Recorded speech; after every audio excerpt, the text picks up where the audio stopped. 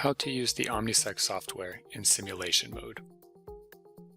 One of the nice features of the Omnisec software is that it includes a simulation mode, which allows users to control the software as if it were connected to a live instrument.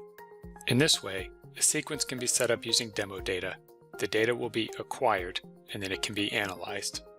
This functionality can be applied by users to practice acquiring and working up data, or to lead training sessions where learners follow along with a standard dataset. To access the simulation mode, click on the connection icon in the bottom right corner of the software, then select Simulation. The connection icon will change to blue and indicate simulation mode is activated. Next, click on the Sequence tab. There is now a column to the right of vial or well number titled Simulation File. If you click the simulation file field for the sample that you're adding, you can select the sample to run. For instance, I'll choose polystyrene 105 kilodaltons for my first sample. It is important to add the appropriate name that matches the file selected. In this case, I'll name my sample polystyrene 105 kilodaltons. You can then select the corresponding sample type and set how many injections you wish to perform.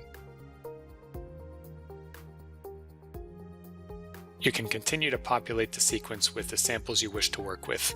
If you're going to be practicing setting up an analysis method, it is important to add a narrow standard such as polystyrene 105 kilodaltons, PMMA 65 kilodaltons, PEO 19 kilodaltons, or BSA.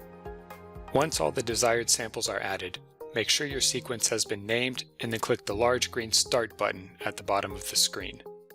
If the software seems like it hasn't responded immediately, that's because it is going through the standard procedure to prepare the instrument for injection.